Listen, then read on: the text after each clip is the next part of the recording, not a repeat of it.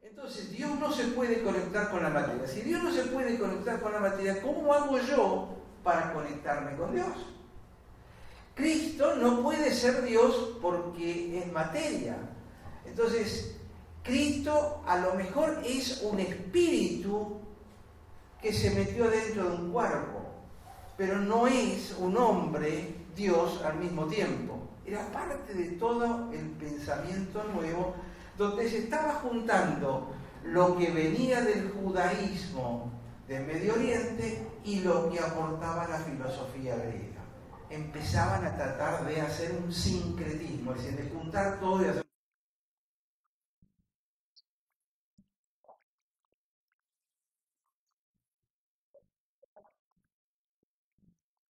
Rezo a María o le rezo a San Expedito. ¿Por qué? Porque Cristo es como demasiado elevado. Mi problema no es tan grande como para necesitar alcanzarlo. ¿Se dan cuenta? Cristo está como para cosas mayores. Entonces se necesitan intermediarios y se necesitan ritos. Esto es lo que tenés que hacer. Haz esto, no hagas lo otro, come, no toque, no vayas a bailar, no fumes. No... ¿Le suena parecido? ¿Suena familiar? Ese tipo de cosas como para lograr esta conexión con Dios. Entonces, surgían dos posibilidades. La materia se debe controlar por el espíritu. Si yo soy cristiano, soy espiritual, tengo que lograr que la materia me obedezca. Entonces, latigazos, crucificarme, sacrificios. Me voy a sacrificar y no voy a comer carne el Viernes Santo. Ese tipo de preceptos como para doblegar a la carne. O si no, el próximo, la materia es tan mala que no hay forma de que me pueda influenciar. Entonces, como yo soy espíritu, no importa lo que haga con la carne. ¿Qué quiere decir? Si yo soy cristiano, yo puedo vivir la vida que se me ocurre, aunque sea una vida de delincuencia, de liberalidad. No importa, total, mi espíritu es el que importa y nada me va a pasar. Esto era un poco lo que el gnosticismo estaba tratando de meterle al Evangelio de Jesús. Habíamos dicho que Pablo es el primer traductor de Cristo. Cristo trajo un evangelio absolutamente judío. Estaba enraizado en los judíos, enraizado en toda la historia de los judíos, de todo lo que conocían los judíos y del Antiguo Testamento. Entonces, cuando Cristo va exponiendo que Él es el Mesías, lo hace en forma totalmente hebrea, por supuesto. Pero esta forma de pensar hebrea no es la forma de pensar griega. Había que lograr que el concepto básico de salvación por gracia sea traducido al griego, porque el griego tenía otra forma de concepción del mundo. Se los doy como una cosa extra que no he dicho hasta ahora, pero que me parece que es importante. El hebreo concibe la historia como lo central. El hebreo tiene un pensamiento temporal, lo que pasó antes y lo que pasó después. Dios es el Dios de Abraham, de Isaac y de Jacob. Los profetas este y el otro. Todo el pensamiento hebreo es un pensamiento temporal. Por eso la Biblia es histórica. Porque es a través del tiempo que uno va entendiendo el mensaje que Dios tiene. ¿Por qué? Porque así piensa en la persona del Medio Oriente, sea hebreo o sea árabe, son iguales. En cambio, el griego no es temporal, es atemporal. Al griego lo que le interesa no es el tiempo, sino el espacio. Entonces, los dioses están allá, lo otro está acá. Platón decía, la realidad está allá arriba. Aristóteles decía, no, la realidad está acá abajo. Piensan diferente. A veces, cuando ustedes escuchan un traductor, hay una frase que dice un traduttore e un traitore. Un traductor es un traidor. ¿Por qué? Porque yo puedo traducir las palabras, pero no puedo traducir la forma de pensar del otro. ¿Por qué? Porque el otro por cultura se acostumbró a pensar de otra manera. Un ejemplo que a lo mejor lo podemos entender, que supongo que Julio lo debió haber aprendido. Para los americanos hay un espacio que yo tengo que respetar, es más o menos 1 metro. Si yo me meto dentro de ese espacio lo estoy invadiendo y el americano inmediatamente da un paso para atrás. Les cuesta esa relación. Vayan a dar un abrazo a un americano que no conocen y van a ver cómo reacciona. En cambio, para nosotros, digo, todo latinoamericano, somos todos iguales en eso, el espacio es una cosa muy cercana, que buscamos que esté cerca, ¿o no? Entonces, cuando un americano en inglés dice, yo cuido mi espacio, el latinoamericano que lo escucha y se lo traducen, hay que cuidar el espacio, ¿cómo lo interpreta el latinoamericano? Es cierto, hay que cuidarlo, hay que acercarse al amigo, hay que abrazarlo y tocarlo. ¿Se dan cuenta? Es la misma palabra, pero la cultura hace que se interpreten dos cosas diferentes. Esta es la enorme misión que el propio Jesús le encomienda a Pablo. Por eso lo llama a Pablo. ¿Por qué? Porque vos vas a llevar la cosa al mundo griego. ¿Por qué? Porque vos conocés hebreo, conocés la mentalidad hebreo, pero naciste en el mundo griego y conocés el lenguaje griego. Andá y traducilo. Y por eso van a encontrar que las cartas de Pablo a veces suenan hasta casi diferentes que el Evangelio de Jesús. Es lógico, es la primera traducción al mundo grecorromano de la adaptación. Y lo que nosotros hemos heredado, todos nosotros, es la versión grecorromana del Evangelio. Y nos cuesta una barbaridad entender ese trasfondo hebreo del que hablaba Jesús. Lo interpretamos mal, son cosas, porque son dos formas diferentes de pensar.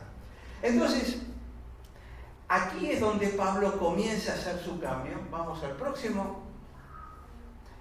En el capítulo 1, que vimos el domingo pasado, vimos quién era Cristo.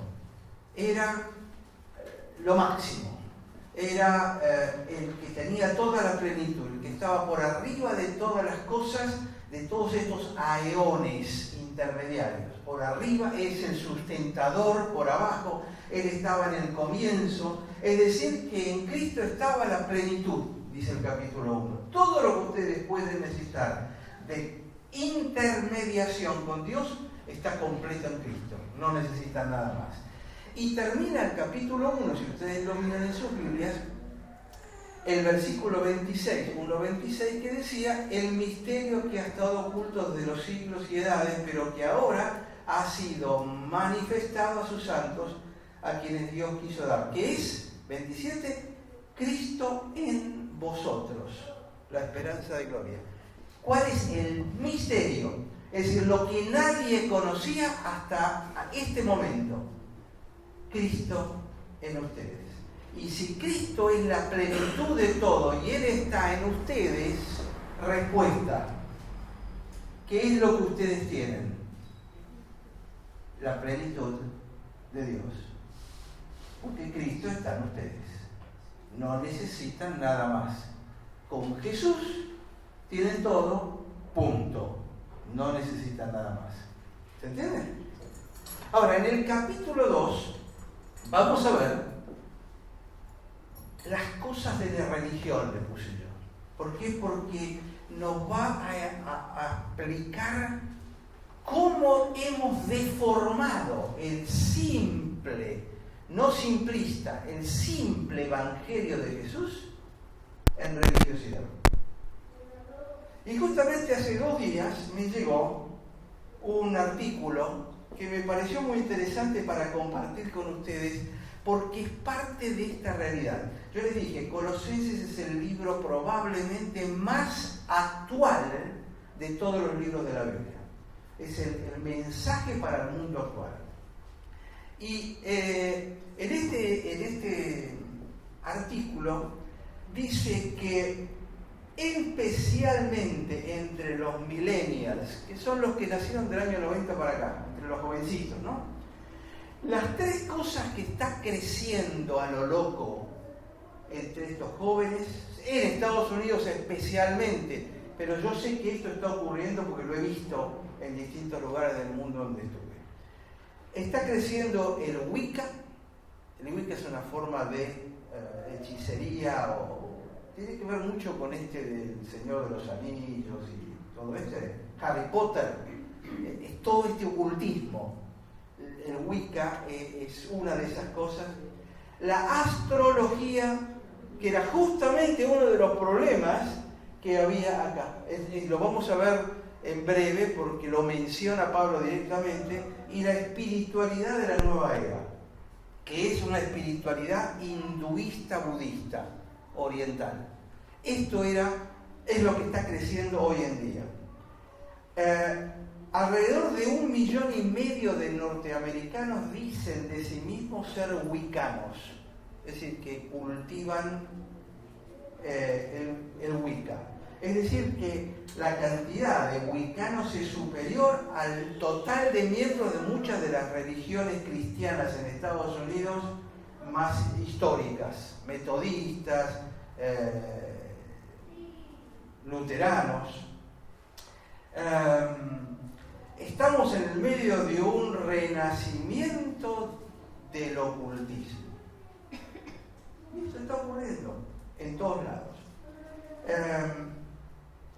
Desde el año 1990 al 2008, del 90 al 2008, de 8.000 wiccanos que había, pasaron a 340.000.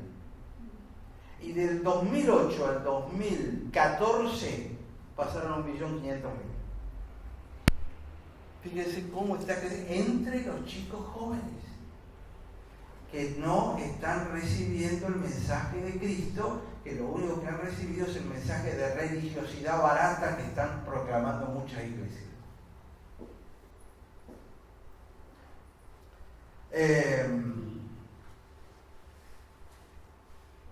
Misticismo y la espiritualidad New Age va desde el yoga hasta la meditación. Dígame que no está pasando acá.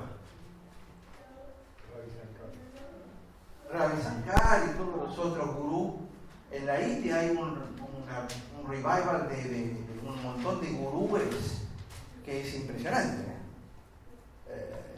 Esto cada vez, yo todos los años voy a dar esta materia a Estados Unidos cuando viene gente de todo el mundo y sobre todo vienen muchos de la India. Y ellos me dicen que está siendo un gran problema los gurúes, por la forma como están creciendo. Es parte de la religiosidad de todos los días.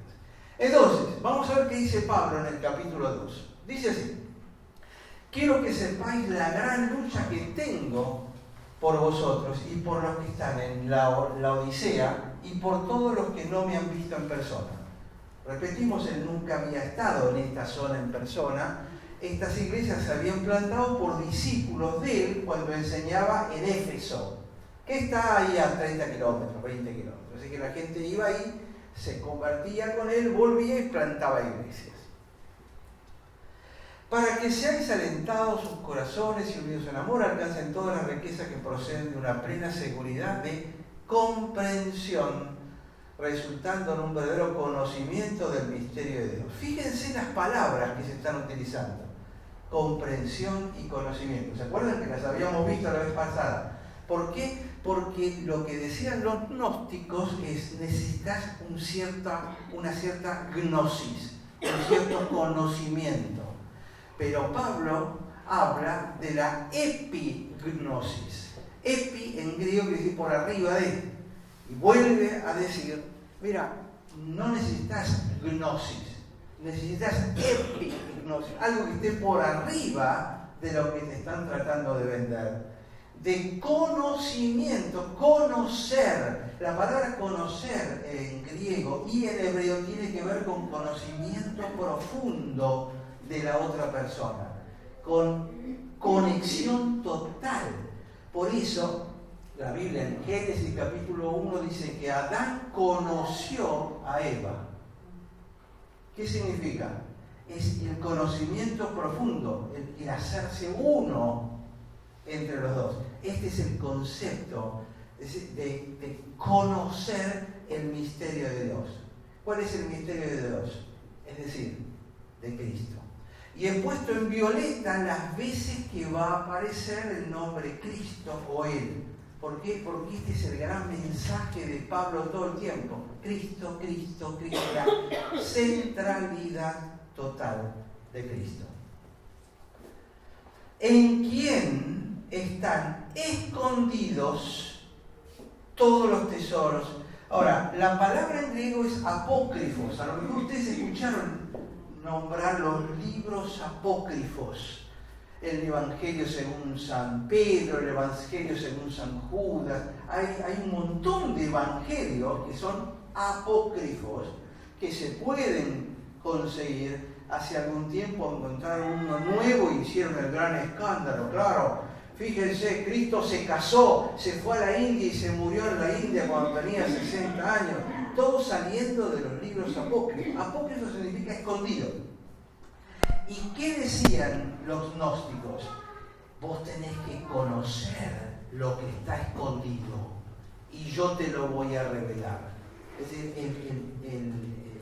el gnóstico se manejaba en un mundo oculto y de ocultismo, exactamente igual que la masonería hoy, que intenta decir que hay conocimientos secretos, palabras secretas, que tenés que conocer para poder acercarte a Dios. Entonces, en Cristo están escondidos, es decir, ellos venían diciendo, necesitas conocer estas cosas. No, mirá, conocí a Cristo y tenés en Cristo todo lo que está escondido, todos los tesoros de la sabiduría, la sofía, filosofía, y del conocimiento, y esta palabra es igual que esto, epignosis. En él están todos los secretitos que te quieran vender. No compres esos secretitos, no compres esas cosas de religiosidad barata, porque si tenés a Cristo lo tenés todo. ¿Sí?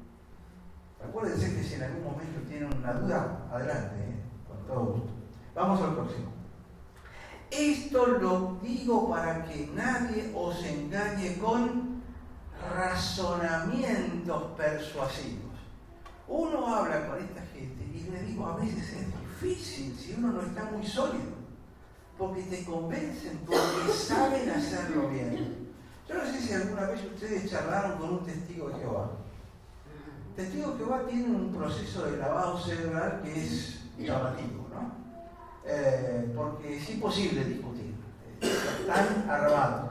Pero si los escuchan con detalle, tienen un razonamiento elaborado que si ustedes no están más o menos firmes, les digo que los pueden convencer. Porque los argumentos que tienen son engañosos. Pero si uno no está preparado, te puedes caer en todo esto. El próximo. Porque aunque estoy ausente en el cuerpo, sin embargo estoy con vosotros en espíritu, regocijándome al ver vuestra buena disciplina y la estabilidad de vuestra fe en Cristo. Este es todo un pasaje donde él va a decir, yo no estoy con ustedes, pero los tengo en mi mente permanentemente. Próximo. Por tanto, de la manera que recibisteis a Cristo, Jesús, el Señor, así andad en él. Y fíjense que la palabra Señor prácticamente no había aparecido en el capítulo 1. Porque en el capítulo 1 se hablaba de Cristo y de Jesús, y de Cristo y de Jesús, y Él, y Él, y Él. Era Cristo y Jesús. Era quien era Jesús. En el capítulo 2, donde va a hablar de la religiosidad, empieza a utilizar una nueva palabra, Señor. Él es Señor, hasta ahora no lo había dicho. Claro, para nosotros, Señor es una palabra a lo mejor muy común. Señor, usted me puede decir la hora, por favor. Pero ese no es el concepto de Señor bíblico. El concepto de Señor era el capo de los capos. Sí. ¿No es el amo de los esclavos?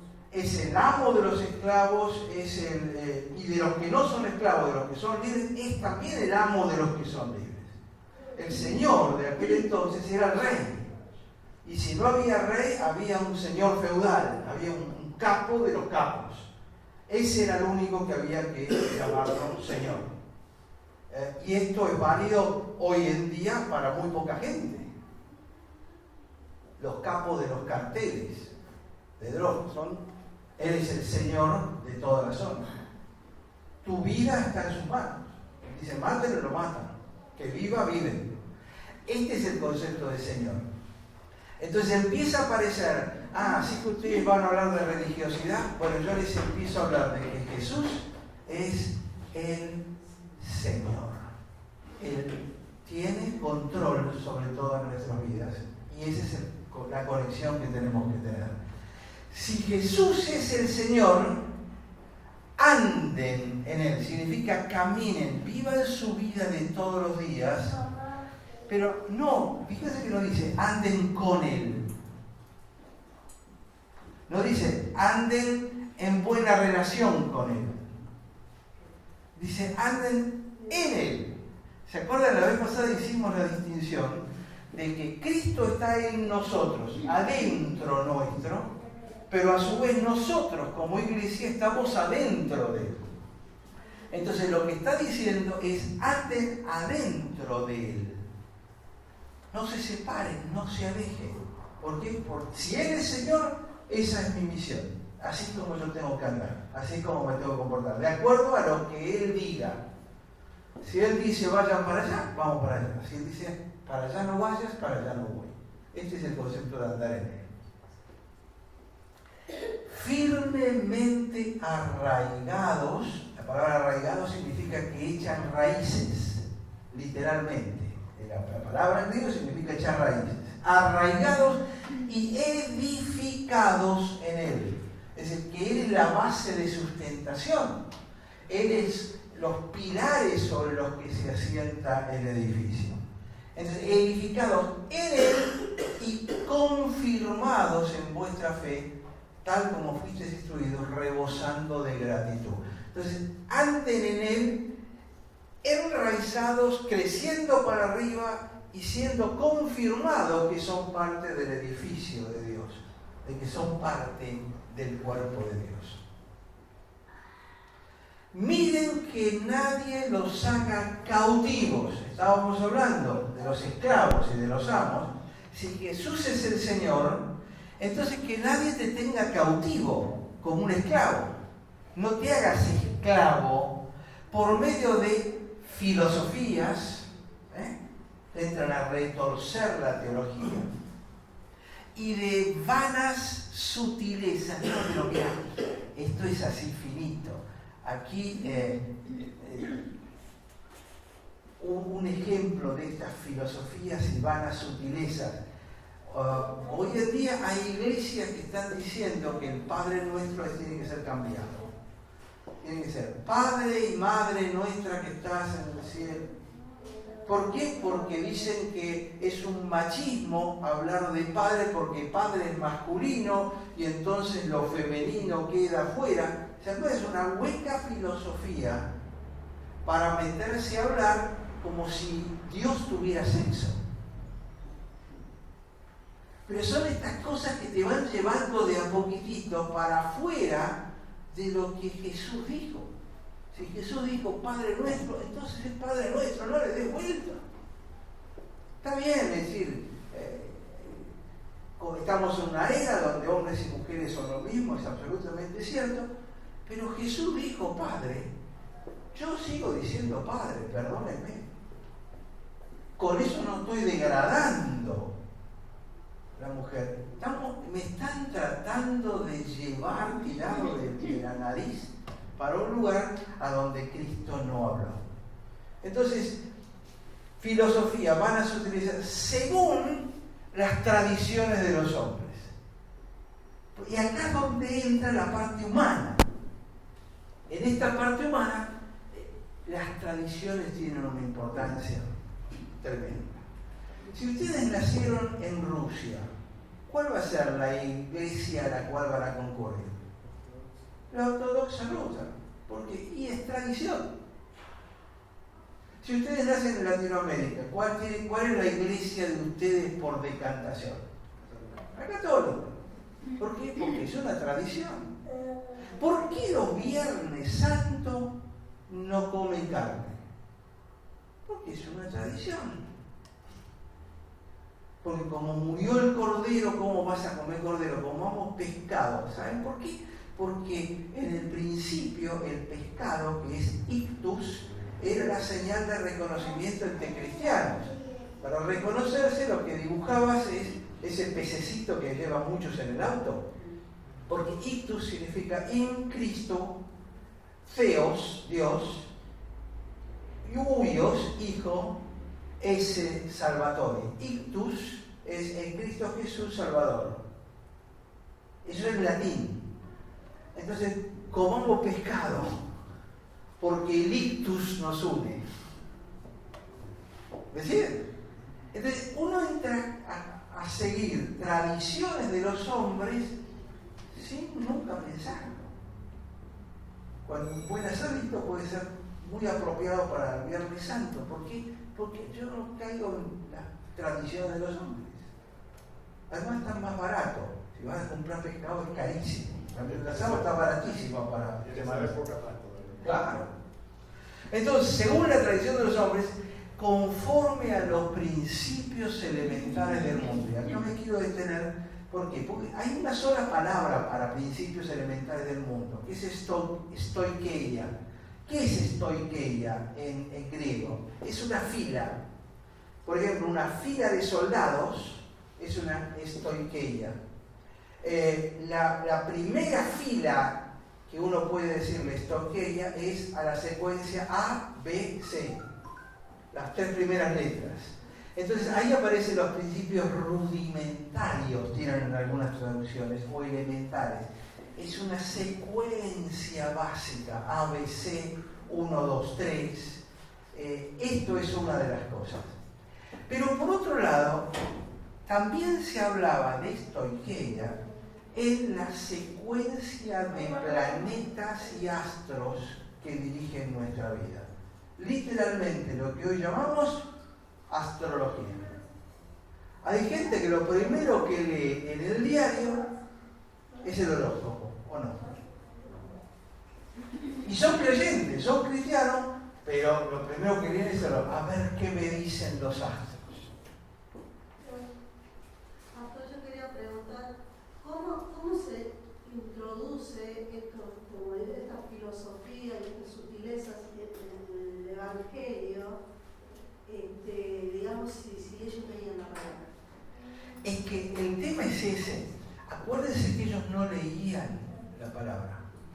Porque el 99% de la gente en aquel entonces era analfabeta. Pero también se puede hablar hoy en las iglesias. Claro, pero hoy una de las cosas que está ocurriendo es que ya no se explica la Biblia como la estamos haciendo. Que tú vas a una iglesia y el mensaje que escuchas es sobre algún tema y lo que el pastor ese opina o el que da el mensaje opina sobre determinado tema. Pero no se enseña Biblia y el miembro de la iglesia hoy no conoce Biblia. Conoce versiculitos aislados, pero no estudio sistemático de la Biblia.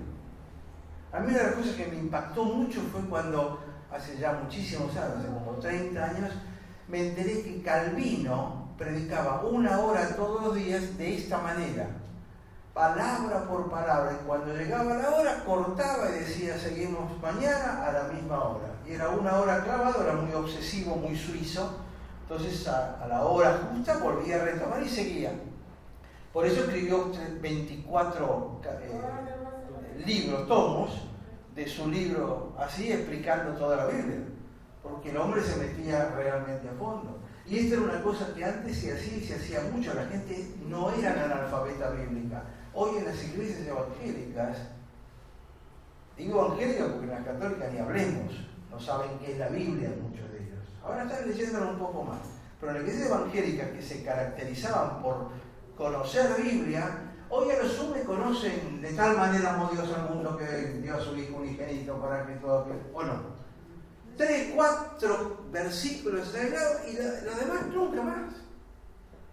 Yo se los dije acá el primer día que vino. Para mí esto fue un desafío, porque yo nunca, en todos mis años de pastorado, nunca había agarrado el libro de Colosenses para estudiarlo sistemáticamente de esta manera. Sí lo había estudiado cuando estuve en el seminario, pero nunca con la profundidad como para desarrollarlo en 5 domingos. Pero este es uno de los problemas. Hay analfabetismo bíblico. Y leemos la Biblia, no reflexionamos sobre la Biblia. Yo se los he contado acá alguna vez, cuando por primera vez me invitaron a pastorear una iglesia, yo dije, bueno, pero me tienen que prometer que nunca más vuelven a leer la Biblia. Y me miraron con cara de loco, diciendo, me parece que vamos a pasar por alto a este hombre. Entonces me preguntaron, ¿cómo usted, si va a ser el pastor, cómo nos va a decir que no la leamos? Digo, no, porque en ningún lugar la Biblia dice que hay que leerla. La Biblia dice que hay que meditarla. La Biblia dice que hay que trabajarla, que hay que pensarla, hay que reflexionarla.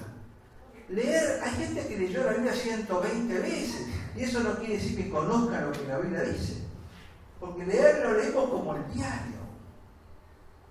Ya sea que lo lean en papel o lo lean en su celular y en computadora, cuando terminamos de leer el diario, ¿cuánto les queda de todo lo que leyeron? 10% con mucha ganas, ¿no? Porque si bien te dicen, bueno, ¿qué dice tal artículo? Tenés que ponerte a pensar y quizás sacás una oración de 2 líneas. Porque pasa. No te metes en palabra por palabra profundizando para encontrar el significado. O sea, la Biblia hay que rumiarla como hace la vaca con sus 4 estómagos. Los traga, va al primer estómago, lo vuelve a tragar, va al segundo estómago, después al tercero, después al cuarto y recién después pasa al intestino. Eso se llama rumiar. Y esto es lo que hay que hacer con la Biblia. Hay que rumiarla para poder entender realmente cuál es el mensaje. Entonces, principios elementales, estamos hablando de astrología, como les dije, es una de las cosas que hoy en día está funcionando. Es más, en Estados Unidos apareció un nuevo negocio. Te venden para los iniciados en el Wicca y en todas estas cosas, un mazo de cartas de tarot y una piedra, de esas piedras que tienen significado. ¿Vieron? La celeste, la violeta, la coloradita, la rosa. ¿Cuál es tu piedra? ¿Nunca les preguntaron ustedes cuál es tu piedra?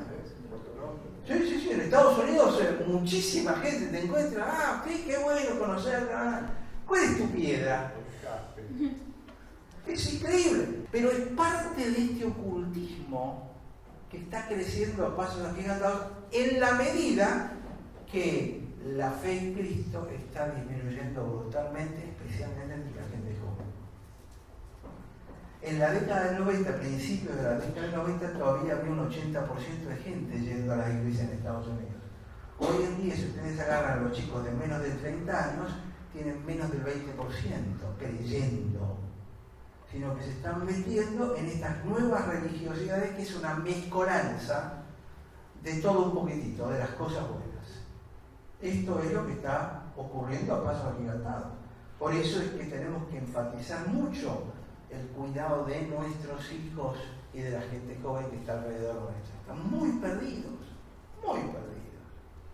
Y no escuchan a los mayores, sino que escuchan a sus pares, que están todos metidos en esta cosa. Especialmente en la magia, o las cosas mágicas. El esoterismo de cualquier manera. Exacto. Y están buscando la magia. Harry Potter es magia. Magia blanca, magia negra, pero los chicos están hablando de todo este tipo de cosas. El Wicca es un sistema de búsqueda de mensajes del otro mundo. Es realmente una cosa muy oculta. Entonces, vuelvo a la palabra Señor. Si Cristo es el Señor, cuidado con todas estas cosas, filosofías, sutilezas, tradiciones y principios elementales, astrología, ¿Cómo era el término de principios elementales? stoicheia, stokeia. Sto es en griego significa estar parado. Stokeia, keia significa en secuencia, parado en secuencia, fila.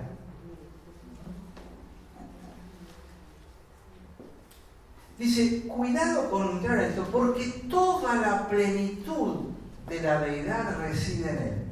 No la plenitud de Cristo, la plenitud de la deidad, la plenitud de Dios. Todo lo que corresponde a Dios está en él. Todo lo que puede necesitar está en él. No se necesita nada más. Habéis sido hechos completos en él. No te falta nada. Uno dice, no, pero pará, a mí me falta un montón de crecimiento. No soy perfecto. Y dice Pablo, no te falta nada, tenés todo. Lo único que todavía Cristo no está señoreando en tu vida todo lo que debía. Pero que lo tenés todo, lo tenés todo. La cuestión es que hay que ir entregándole las porciones de eso. Me acuerdo hace muchísimos años, a veces nosotros, dice Julio nos recordaba la vez pasada, aquí estoy a la puerta y llamo, si me abre la puerta entraré y cenaré con él. Bárbaro, le abrí la puerta, entró, cenó, estamos en el living y él quiere meterse en el dormitorio. No, señor, el dormitorio es nuestro, parate allí. Si necesitas el baño sí te puedo prestar, pero el dormitorio no. Bueno, voy a la cocina. No, pero la cocina también es nuestra. Hay que entregarle toda la casa. No le podemos entregar una parte de la casa, varias habitaciones y no todas. Siempre nos queda el altillito. Bueno, movete todo lo que quieras, pero el altillo es nuestro. A esto me refiero, de que tenemos todo adentro, lo que pasa es que no le hemos entregado toda la casa. Estamos completos en él, que es la cabeza de todo poder y autoridad. ¿Se acuerdan que el concepto cabeza a veces ha sido discutido por desconocer totalmente el pensamiento hebreo? Para el hebreo, cabeza significa inicio. Rosh es la palabra en hebreo. Rosh Hashanah es inicio de año, es el primero de año, es el comienzo de año. Rosh Hashanah. Rosh significa el inicio, el que está al principio de todo. Pero, ¿por qué? Porque la cultura hebrea es una cultura temporal, que tiene que ver con el tiempo. Entonces, inicio y lo que viene después. ¿Te das cuenta? Es el tiempo. En cambio, para el griego, la mentalidad es de espacio. Entonces, el griego, cuando hacía estatuas, ¿cómo hacía las estatuas? ¿Se acuerdan que eran, en general, hombres desnudos? Eran los músculos, se los ve grandotes. Toda la escultura tiene que ver con el cuerpo. Entonces, ¿por qué? Porque es espacio, es lo que yo ocupo en el espacio. Entonces, el griego no era afín a las cosas cronológicas, pero era afín a las cosas temporales. Entonces, ¿cómo se puede traducir inicio, Rosh, del hebreo, a el inicio, lo más importante para el griego? Y la cabeza. Entonces Pablo utiliza el concepto de cabeza y cuerpo, que es la traducción griega del concepto hebreo del Rosh. Es la cabeza del rey. ¿Se entiende? Entonces utiliza, él es la cabeza de todo poder y autoridad, es el inicio, es el que está por arriba absolutamente de todo. Para el griego esto tiene comprensión porque es espacial. Entonces los poderes y las autoridades están acá abajo. Mira, él está acá arriba, en el inicio, en la cabeza, por arriba de todo. Es el capo, diríamos en nuestro lenguaje porteño. ¿Por qué Reina Valera pone cabeza? Porque la palabra que utiliza Pablo es céfalos, que es cabeza. Tenemos una cefalea, ¿qué quiere decir? Dolor de cabeza. Utiliza la palabra céfalos y lo traduce literalmente. Pero ahí viene el problema. Al traducirlo literalmente aparece la palabra cabeza, pero si no entiendo cómo pensaba un hebreo de la palabra cabeza, me resulta difícil poder interpretar toda la cosa. Entonces muchas veces se desarrollan falsas doctrinas hoy en día por desconocimiento de la forma de pensar hebrea. Esta es la realidad. ¿Qué palabra pondrías? ¿Qué palabra hubiera? O sea, Y yo soy greco-romano, Occidente es griego. Entonces para mí, cabeza lo entiendo, más siendo médico. Para mí es fácil entender la cabeza y el cuerpo, lo que viene abajo. Es decir, yo puedo trasplantar cualquier parte del cuerpo, lo que no puedo trasplantar es el cerebro, la cabeza. Entonces a mí me resulta cómodo utilizar este concepto. Lo que pasa es que, claro, aprendí el otro concepto, el hebreo, que no me cambia el concepto de cabeza, pero me lo expande. Me permite entender mucho más lo que significa. El término en italiano, capo, da capo, y en música Es la usa cabeza. para volver al inicio. Da capo, volver al principio, exactamente. Al inicio, ¿ves? Es decir, el término cabeza greco-romano es similar al concepto hebreo de inicio. Da capo, gracias, es un muy buen ejemplo. Bien, vamos. En él también fuiste circuncidados con una circuncisión no hecha por manos al quitar el cuerpo de la carne. ¿Se acuerdan que los gnósticos decían la carne es mala? Entonces lo que él está diciendo, ustedes ya se sacaron la carne de encima. ¿Cuándo? Cuando fueron circuncidados. ¿Cuándo fuimos circuncidados? En el bautismo. Porque el bautismo es el equivalente a la circuncisión en el Antiguo Testamento. Son dos pactos, no puedo entrar en eso porque llevaría una charla completa.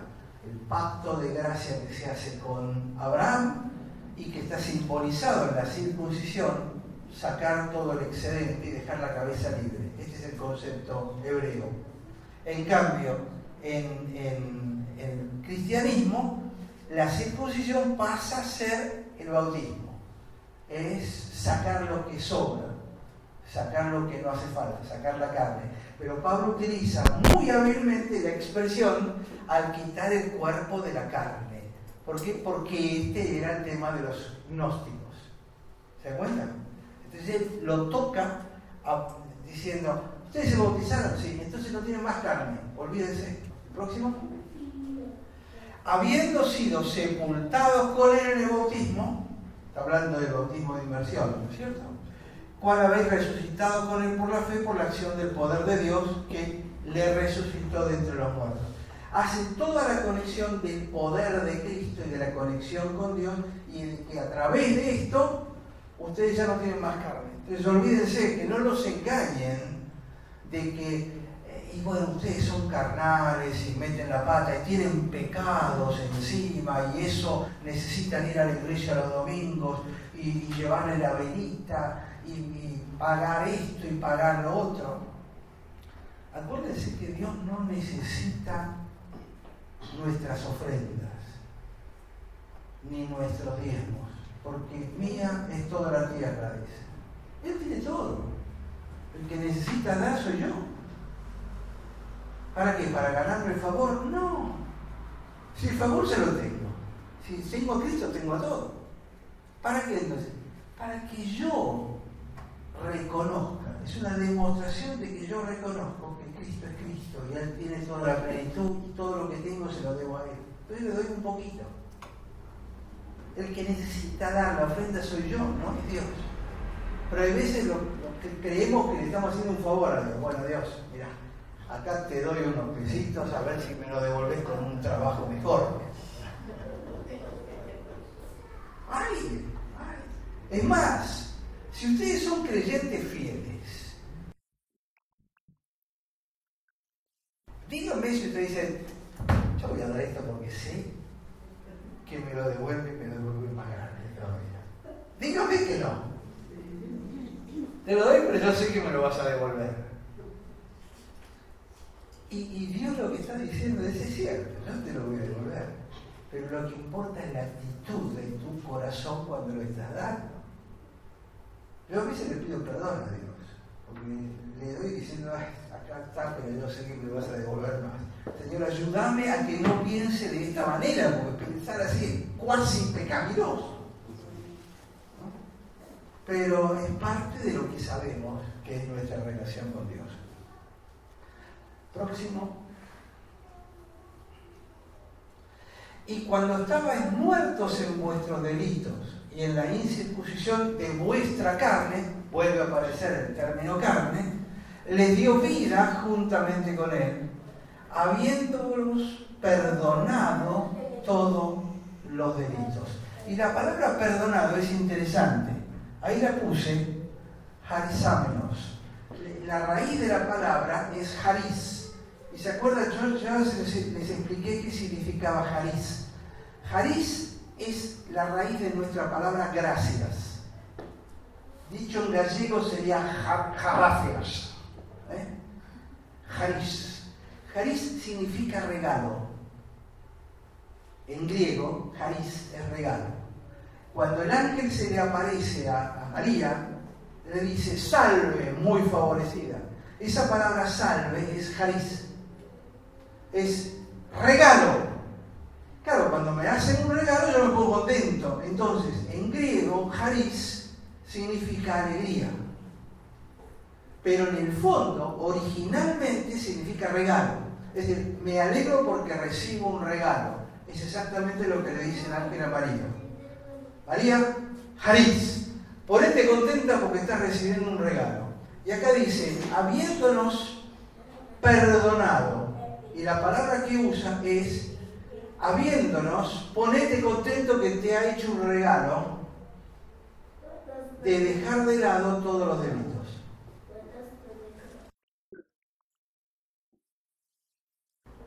¿Sí? La próxima. Habiendo cancelado el documento de deuda. La palabra documento de deuda es literalmente lo que hoy conocemos como un pagaré. Cuando yo debo algo y alguien me da algo, yo firmo un documento que ahora tiene poco valor, sí. Pero yo me acuerdo cuando yo era muy chico, uno firmaba un pagaré y tenías que levantarlo, era una cosa muy seria. Documento de deuda es literalmente esto. Él canceló el pagaré que yo tenía que pagar y que consistía en decretos contra nosotros y nos era adverso, y lo ha quitado del medio clavándolo en la cruz. Él agarró eso que nosotros le debíamos a Dios, el perdón de nuestros pecados, y lo clavó en la cruz. Dice, si hay algo que Él tenga que pagar, yo ya lo pagué en la cruz con mi sangre. Si hay algo que esos principados y potestades van a demandar, yo ya lo pagué con mi sangre. A Él no lo toquen. Él es mi hijo, yo pagué por Él. Reclamámelo a mí y yo ya pagué con lo que tenía que pagar Él. Esto es literalmente lo que está diciendo. Entonces, ¿cómo no nos vamos a poner felices del perdón del documento de deuda? Es decir, yo se lo debo el resto de mi vida. Entonces, cuando le doy un diezmo, una ofrenda, un dinero, un acto de acción de gracias, yo le estoy diciendo gracias por lo que hiciste. No tengo forma de devolvérselo, gracias a Dios. Pero hay veces que queremos devolvérselo de alguna manera y me voy caminando hasta el lugar. Te tengo que devolver parte. Le voy a dar algo a este otro. Yo te estoy devolviendo, Señor. ¿Qué te vas a devolver? Es una falta de respeto intentar devolverle algo, porque es imposible pagar esa deuda de vuelta. Lo único que tiene que quedar en ti es gratitud. La alegría del regalo recibido. Cuando es tu cumpleaños y te traen el regalo, ¿qué haces? Bueno, yo el próximo cumpleaños voy y te tengo que regalar ahora a vos. Te lo devuelvo. Y eso no es aceptar un regalo. Aceptar un regalo es muchas gracias, haris.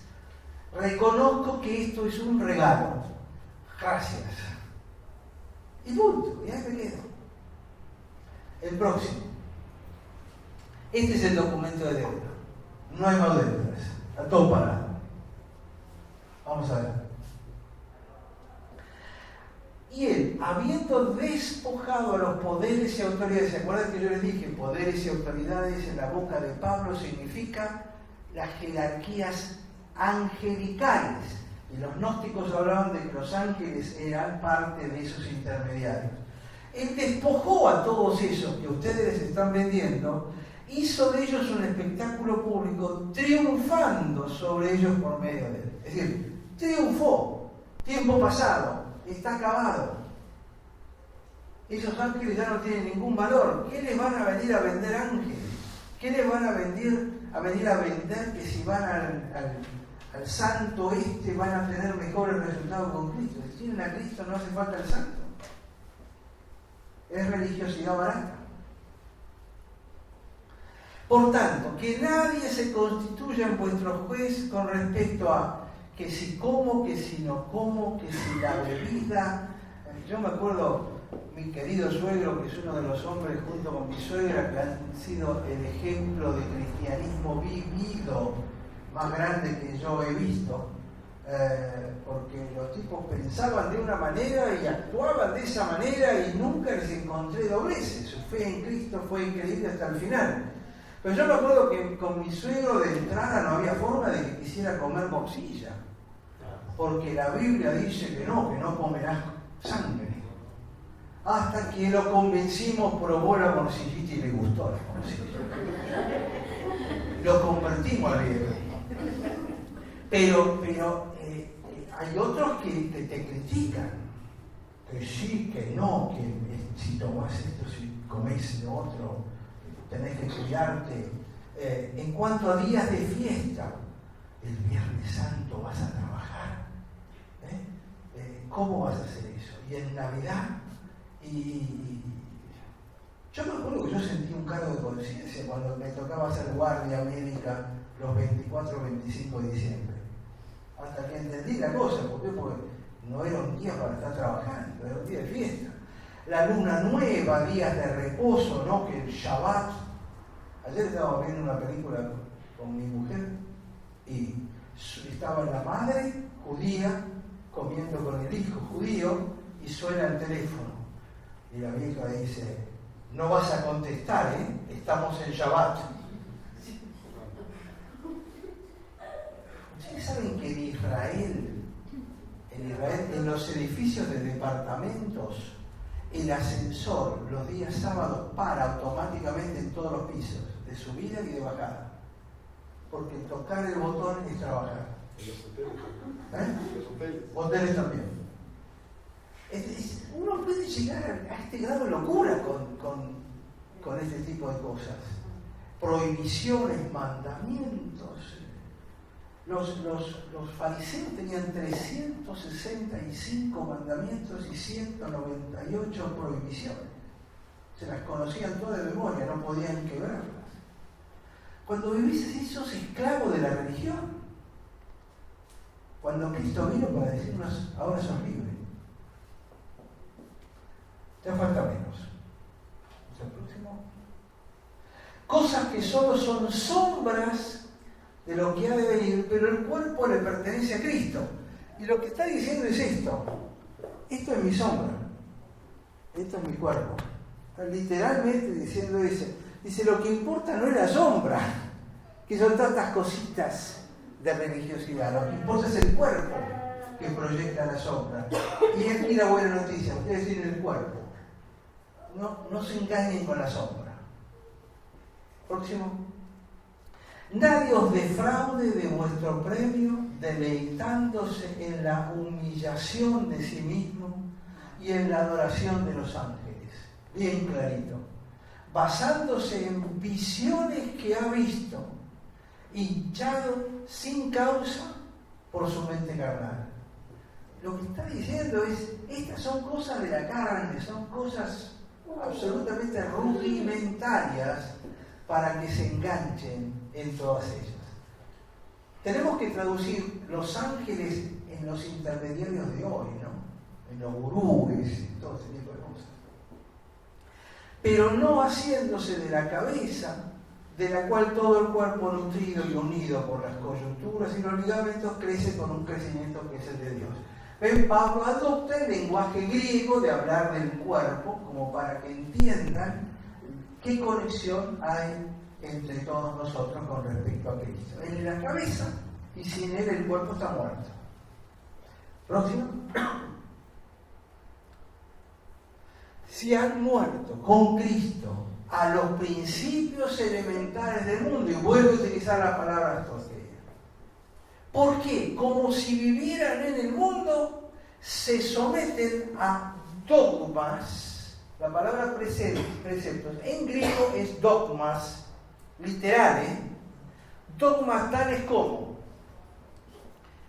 no manipules, no gustes, no toques, todos los cuales se refieren a cosas destinadas a perecer con su uso, según los dogmas y enseñanzas de los hombres.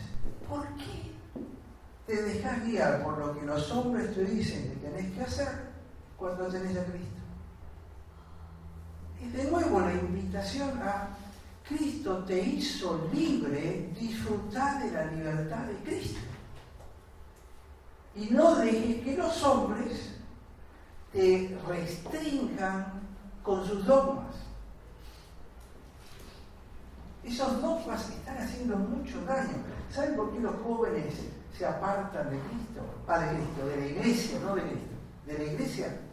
Por los dogmas, por la religiosidad, por los curas, por los pastores, por los malos ejemplos que ven. Porque todo eso de la carne los ahuyenta. Pero cuando ustedes con los jóvenes hablan de quién era Cristo y lo que hacía Cristo, los chicos empiezan a hacer preguntas. Porque les gusta el personaje. Porque no hay nada repulsivo en Cristo, en Jesús.